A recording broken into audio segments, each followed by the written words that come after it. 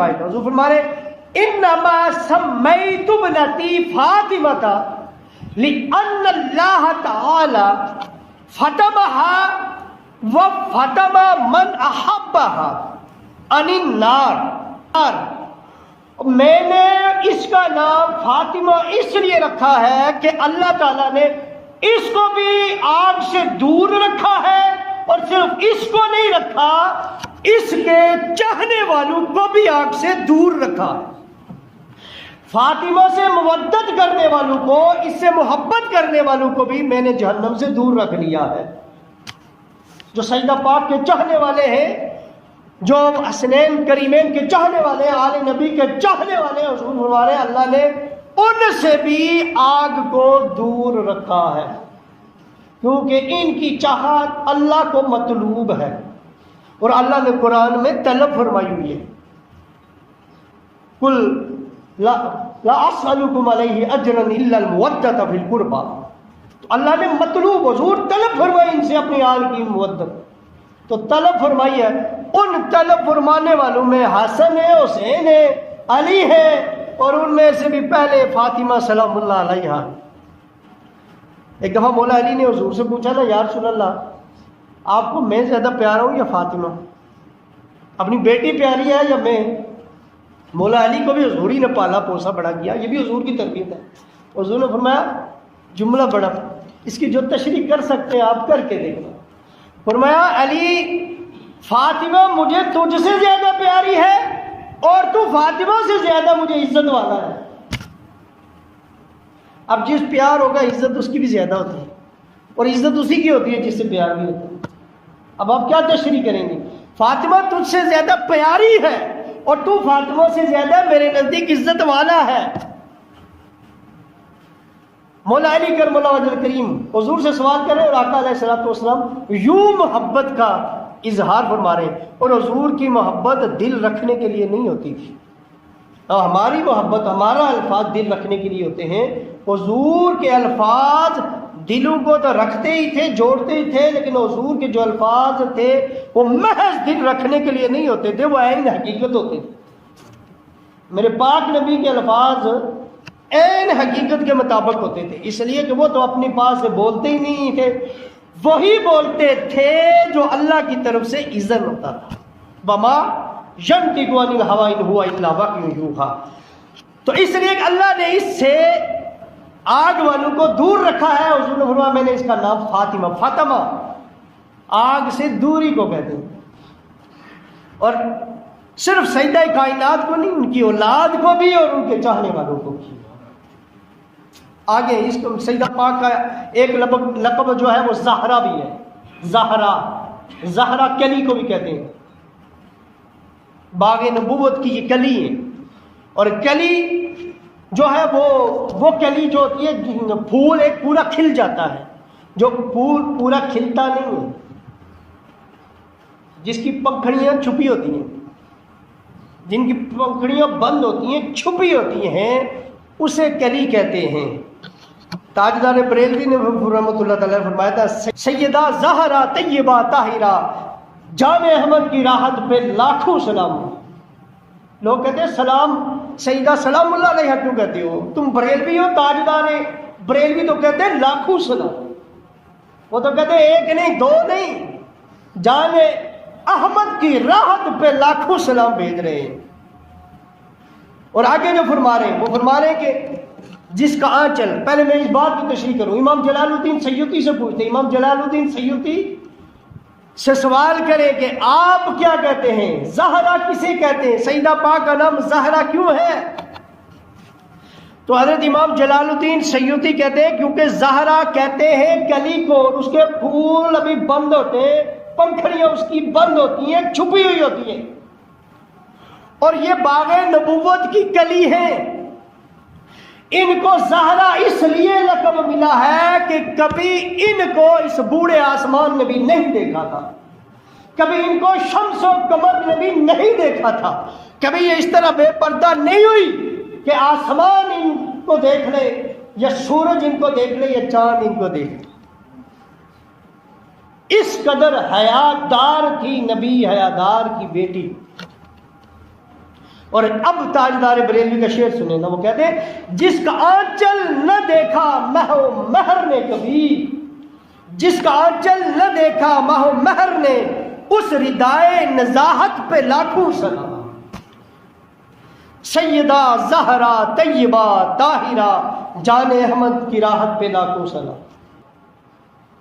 جن کا آنچل نہ دیکھا مہ و مہر نے کبھی، چاند اور سورج نے جن کا آنچل تک کبھی نہ دیکھا، امام احمد رضا کہتے ہیں تم ایک دفعہ سلام اللہ علیہ سے منع کر رہے ہو، میں کہتا ہوں ان پہ لاکھوں سلام،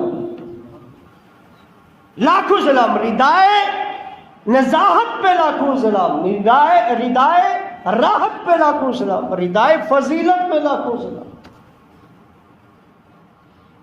اور سیدہ پاک کا ایک کنیت ہے، ام ابیہا بھی ہے، ام ابیہا، باپ کی بھی ماں، باپ کی بھی ماں۔ اب یہ حیرت والی بات ہے، باپ کی بیٹی ہوتا ہے، یا پھر آپ یہ کہیں فلاں فلاں کا بیٹا ہے۔ سیدہ پاک کو صحابہ ام ابیہا بھی کہتے تھے۔ ام ابیہا کیوں کہتے تھے؟ کیوں کہتے تھے؟ اس لیے کہتے تھے کہ سیدہ پاک بچپن سے ہی اتنا حضور کا خیال کرتی تھی۔ اور دیکھیں نا، ایک بدبخت نے اوجری پھینکی، سیدہ پاک اپنے معصوم ہاتھوں سے آگے ہٹا رہی ہیں، حضور کا خون زخمی ہے تو صاف کر رہی ہیں۔ تو ایک بدبخت نے یہ کام کیا تو سیدہ پاک نے یہ کیا۔ سیدہ پاک حضور کی اس طرح بچپن سے ہی خدمت کرنے لگی تھی جس طرح ماں کرتی ہے۔ ماں جس طرح بیٹے کا خیال کرتی ہے، سیدہ پاک بیٹی ہو کر حضور کا اس طرح سے خیال کرتی ہے۔ اس پر صحابہ کہتے ہیں اور یہ تو اپنے باپ حضور کی بھی ماں لگتی ہے، یعنی خدمت اس طرح کرتی ہیں۔ تو اس لیے ایک آپ کو جو کنیت ملی وہ یہ بھی ملی، ام ابیہا۔ حضور علیہ الصلوۃ والسلام کی اس طرح خدمت کی ہے اللہ کے محبوب کی سیدہ پاک نے۔ حضرت عائشہ صدیقہ سلام اللہ علیہ سے پوچھے نا، آپ سیدہ پاک کی بارگاہ میں کیا کہتے ہیں؟ حضرت عائشہ، تو حضرت عائشہ صدیقہ سلام اللہ علیہ سے اگر آپ پوچھیں کہ سیدہ پاک کا آپ کیا مقام بیان کرتی ہیں، تو حضرت سیدہ پاک، حضرت سیدہ عائشہ سلام اللہ علیہ، ام المومنین، مومنین کی ماں، صحابہ جس سے علم حاصل کرتے تھے، وہ صحابہ کہ جن کے علم کا مقابلہ، جن میں سے ادنا سے ادنا علم والے کا بھی مقابلہ قیامت تک کوئی عالم دین سارے مل کر بھی نہیں کر سکتے، وہ صحابہ اس وقت جس سے علم حاصل کرتے تھے اس کا نام سیدہ عائشہ صدیقہ سلام اللہ علیہا تھا۔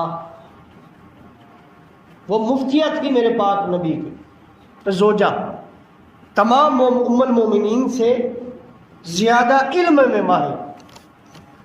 وہ عائشہ صدیقہ سلام اللہ علیہا کا جو قول ہوگا وہ بھی اتھینٹک ہوگا بھی۔ آپ سے پوچھیں، آپ سیدہ عائشہ صدیقہ رضی اللہ تعالیٰ عنہ سلام اللہ علیہا، آپ سے پوچھیں نا کہ حضرت سیدہ فاطمہ کے باب میں آپ کیا کہتی ہیں، آپ کیا کہتی ہیں، سیدہ پاک کی فضیلت کیا ہے، آپ کیا کہتی ہیں؟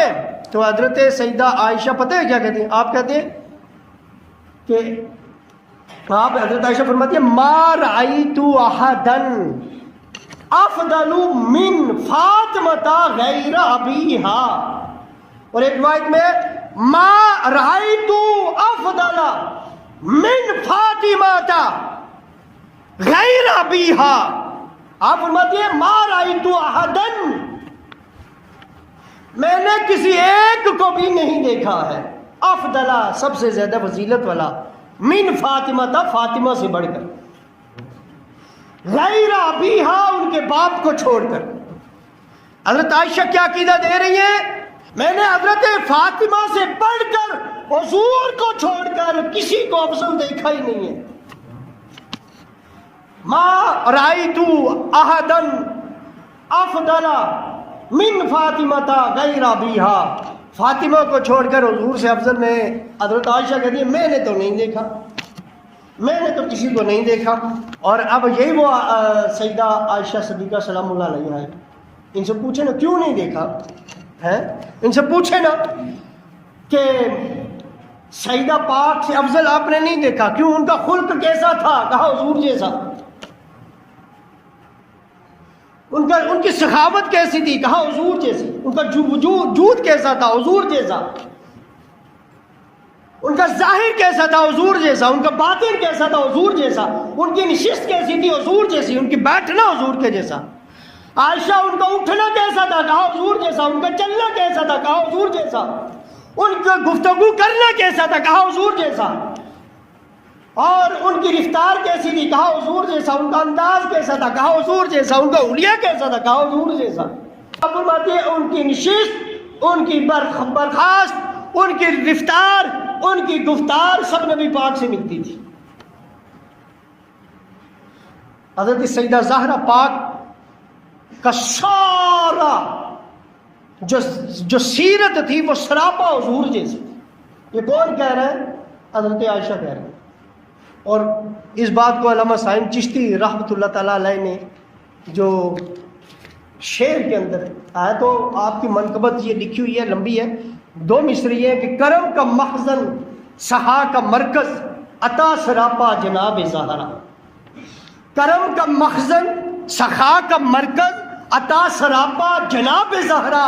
نبی کی صورت، نبی کی سیرت، نبی کا نقشہ جناب زہرا. اگر حضور کی سیرت دیکھنی ہے سیدہ پاک کو دیکھو، حضور کا نقشہ دیکھنا ہے سیدہ پاک کو دیکھو، حضور علیہ الصلوۃ والسلام کا خلق دیکھنا ہے سیدہ پاک کو دیکھو. کون کہہ رہے ہیں؟ سیدہ عائشہ پاک. اب میں آپ سے پوچھتا ہوں کہ حضرت عائشہ صدیقہ سلام اللہ علیہا کیا کہہ رہی ہے؟ حضور کے جیسا بولنا، حضور کے جیسا چلنا، حضور کے جیسی ساری سیرت، خلق، صحابت سب سیدہ پاک کا کس جیسا؟ حضور جیسا. حضرت عائشہ حضرت سیدہ کائنات میں حضور کو دیکھ رہی تھی.